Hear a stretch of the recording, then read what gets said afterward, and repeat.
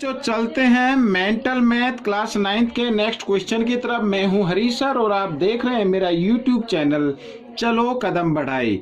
जो बच्चे हिंदी मीडियम में पढ़ते हैं उनके लिए अलग से चैनल है जिसका नाम है मैथ्स विद हरीश सर।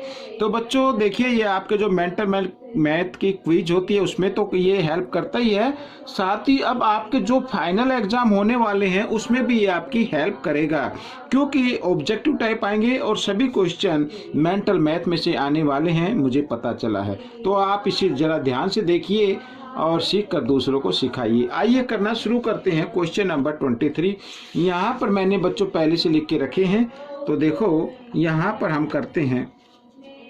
सबसे पहले लिखा है ओडी परपेंडिकुलर ए बी।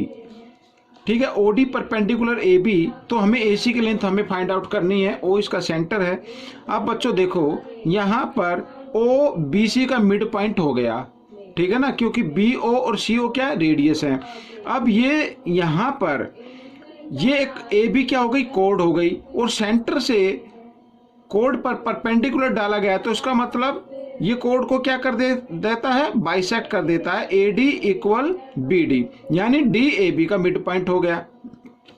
अब आपको एक थ्योरम रिकॉल करनी होगी जिसमें ये कहा जाता है a line segment joining the mid point of two sides, ठीक है ना, in a triangle is equal half to the third side.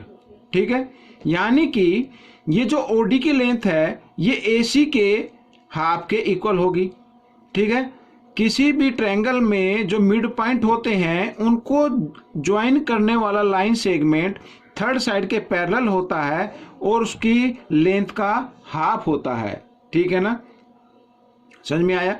अब जैसे मान लीजिए यहाँ पर मैं आपको ये बताऊं कि एसी की लेंथ फाइंड करनी है, तो एसी तो ये तो पैरेलल होगी ना, तो इसका मतलब एसी की लेंथ यहाँ पर इक्वल होगी, यानी ये जो ओडी मैंने लिख दिया, अब ये दोनों क्या इक्वल है, लेकिन इक्वल नहीं है।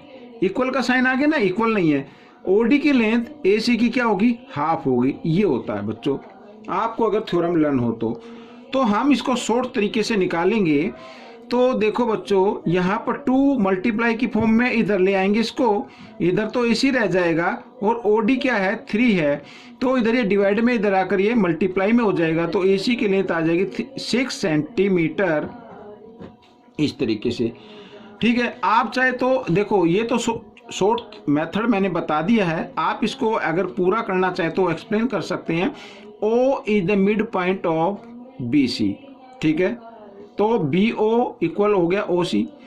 अब यहाँ पर D is the mid point of A B, क्यों, क्योंकि सेंटर से ये लाइन सेगमेंट है जो कोड पर परपेंडिकुलर है, तो वो कोड को बाइसेक्ट कर देता है, इसका मतलब डी ए बी का मिड पॉइंट हो गया। अब ओ डी ये मिड पॉइंट को ज्वाइन करने वाला लाइन सेगमेंट है, ठीक है, ट्रायंगल की 2 साइड को, तो ये पैरेलल होगा थर्ड साइड के और उसकी लेंथ का हाफ होगा, वही मैंने लगाया है। ठीक है, तो आप इस तरीके से इसको कर सकते हैं एक शॉर्ट तरीके से। आइए अब हम करते हैं नेक्स्ट क्वेश्चन, ये आपका आंसर है। अब इसके अंदर बच्चों देखो यहाँ पर O is the centre of the circle, find reflect A O C, यानी ये वाला फाइंड आउट करना, ऊपर वाला। इफ लिखा A B equal B C, A B equal B C, ये इक्वल है। अब मैं आपको बताता हूँ ए ओ इक्वल होगी सी ओ, ये भी इक्वल होगी, क्यों, क्योंकि रेडियस हो गई ये। ठीक है, radius of the circle, circle के अंदर जितनी भी रेडियस होंगी वो सभी क्या होंगी, इक्वल होंगी। तो अब हमें क्या करना होगा, ए ओ बी और सी ओ बी को कॉन्ग्रुएंट प्रूव करना है। अब देखो ए ओ बी और बी ओ सी में या सी ओ बी में ए बी इक्वल है बी सी, ये तो गिवन है। ए ओ इक्वल है सी ओ, ये रेडियस हो गई, और बी ओ इक्वल आ गया बी ओ, ये कॉमन हो गई। जब ये दोनों ट्रायंगल में यहाँ पर लिख दे, triangle A O B congruent हो गए बच्चों, यहाँ पर triangle C O B, condition कौन सी लगी है, क्राइटेरियन जो लगा है एस एस एस, यानी साइड साइड साइड से, तो इसके जो कोरस्पोंडिंग पार्ट होंगे वो भी क्या होंगे, इक्वल होंगे, यानी एंगल AOB इक्वल होगा एंगल COB, और ये इक्वल किसके गिवन है 60 डिग्री, ये 60 है तो ये भी 60 हो गया, यानी ACAOC। अब यहाँ पर आप चाहे तो इसको 60 लिख सकते हैं। अब हमें क्या करना है, मेजर फाइंड आउट करना है, ये रिफ्लेक्स एंगल, यहाँ पर मैं लिख लेता हूँ रिफ्लेक्स एंगल AOC। अब ये कैसे आएगा बच्चों, आपको मालूम है ये सर्कल कितने डिग्री पे बनता है 360 डिग्री पे, इसमें से माइनस कर देना इन, ये जो एंगल है ना ये माइनस कर दो तो ऊपर का बच जाएगा, और ये कितने का 60, ये 60 यानी 120 डिग्री, तो आपका आ जाएगा 0, 6 में से 2 माइनस करेंगे 4, और 3 में से 1 गया 2, इस तरीके से 240 डिग्री। तो ये आपका क्वेश्चन सॉल्व हो गया। ठीक है, अब हम करेंगे नेक्स्ट क्वेश्चन, क्वेश्चन नंबर 25। देखो बच्चों, ABCD जे साइक्लिक क्वाड्रिलेटरल इन विच यहाँ पर AB पैरेलल CD, ये दोनों पैरेलल लाइन है, तो D 80 डिग्री है, C हमें फाइंड आउट करना है। ठीक है, D हमें C हमें फाइंड आउट करना। तो सबसे पहले बच्चों देखो यहाँ पर एंगल B इक्वल होगा एंगल D के। ठीक है, क्यों, opposite angle of cyclic quadrilateral, sorry equal नहीं होगा, यहाँ पे गलती हो गई, इक्वल नहीं होगा sorry, angle B plus angle D, ये इन दोनों का सम इक्वल होता है। क्यों इक्वल होता है, opposite angle of cyclic quadrilateral. ठीक है, यहाँ पर लिख देता हूं the sum of opposite angles of cyclic quadrilateral.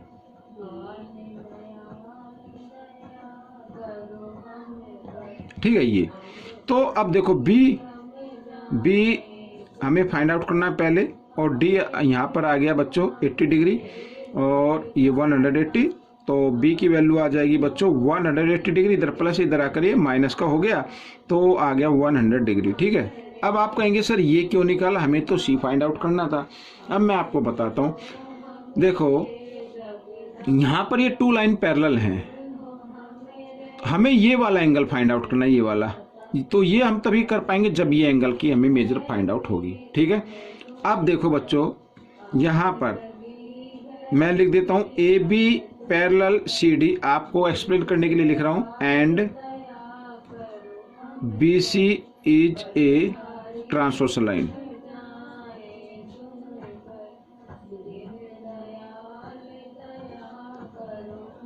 यहाँ पर ठीक है, तो angle B plus angle C दोनों का सम क्या होता है 180 डिग्री होता है, तो यहां पर लिख देता हूं some of interior angle, some of interior angles, some of interior angle of same side of the transversal line. ये आपको लिखने की जरूरत नहीं है, ये तो मैं आपको एक्सप्लेन कर रहा हूँ इसलिए लिख रहा हूँ, ताकि आप तो सीधा निकाल सकते हैं। ठीक है ना, तो यहाँ पर B की वैल्यू है बच्चों 100 डिग्री प्लस C की निकालनी है तो 180 डिग्री। अब 100 को इधर ले आएंगे तो ये माइनस का हो जाएगा, तो मैं इधर लिख लेता हूँ एंगल C की वैल्यू आ जाएगी 180 माइनस 100 यहाँ पर, और एंगल C आ गया बच्चों 80 डिग्री। ठीक है, ये इस तरीके से आपका आंसर आ जाएगा। अब हम करते हैं क्वेश्चन नंबर 26। यहाँ पर ये भी मैंने लिखा हुआ है, देखिए आइए कर लेते हैं, पहले रीड कर लेते हैं। 2 diameter of a circle are perpendicular, 2 diameter AC और BD, ये डायमीटर है, परपेंडिकुलर है यानी 90 डिग्री पे बाइसेक्ट कर रहे हैं। हाँ, what is the type of quadrilateral formed by joining the 4 point, तो 4 पॉइंट को ज्वाइन किया गया है AB BC इस तरीके से, तो हमें बताना है किस टाइप का ये क्वाड्रिलेटरल है। अब मैं आपको ओरली बताता हूँ बच्चों, ठीक है, करके नहीं दिखाऊंगा, ओरली बताऊंगा। देखो आप सभी जानते हैं AC क्या है, डायमीटर है, और ABC ये एक सेमी सर्कल में बना हुआ ट्रायंगल है, और सेमी सर्कल में जो भी ट्रायंगल बनता है वो एक राइट एंगल ट्रायंगल होता है। तो इसका मतलब यहाँ पर जो होगा एंगल ABC ये कितने का हो जाएगा 90 डिग्री का हो जाएगा। ठीक है, समझ में आया। इसी प्रकार यहाँ पर BD क्या है, BD क्या है, एक डायमीटर है, और BCD ये एक सेमी सर्कल में बना हुआ ट्रायंगल है, जो ये भी क्या होगा, राइट एंगल ट्रायंगल होगा, यानी एंगल BCD ये भी क्या हो जाएगा, 90 डिग्री होगा। सिमिलरली यहाँ पर इसी प्रकार ये ट्रायंगल ACD ये लेंगे तो यहाँ पर एंगल ACD ये भी कितने का आएगा, 90 का आएगा, और इधर वाला यानी DAB ये भी सेमी सर्कल में होगा ना, तो ये भी 90 का आएगा। तो अब हम देख रहे हैं कि इस क्वाड्रिलेटरल के सभी एंगल 90 डिग्री के आ गए, ठीक है, और सभी साइड क्या होते हैं, इक्वल हैं ही। तो यहाँ पर लिखेंगे ABCD इज ए स्क्वायर,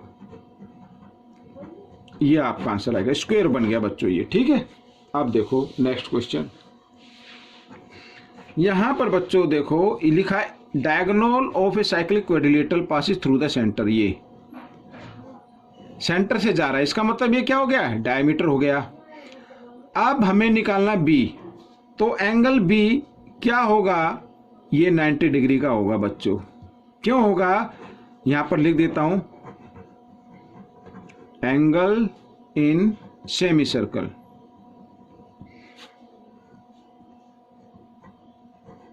ठीक है, सेमी सर्कल हो गया ना भाई, डायमीटर होगा, डायमीटर तो सर्कल को हाफ कर देता है, तो ये 90 डिग्री का आ गया। और यहाँ पर D भी फाइंड आउट करना है, तो यहाँ पर लिख देते हैं सिमिलरली एंगल D भी 90 डिग्री का आ जाएगा आपका। क्यों, क्योंकि नीचे भी ADC ये भी सेमी सर्कल में बना हुआ है, तो आप इसको भी लिख सकते हैं एंगल इन सेमी सर्कल। तो आप इस तरीके से बच्चों ये कर सकते हैं, मैंने एक्सप्लेन नहीं किया है, थोड़ा सा हिंट दिया है शॉर्ट तरीके से, ताकि आपके एग्ज़ाम में ये आए। और हाँ, फाइनल एग्ज़ाम में ज़रूर आने वाले हैं, आप इसको ज़रा बताएं दूसरों को भी, और सीखें और दूसरों को सिखाएं। Thanks for watching my videos. मिलते हैं नेक्स्ट क्वेश्चन में, तब तक आप प्रैक्टिस करते रहें।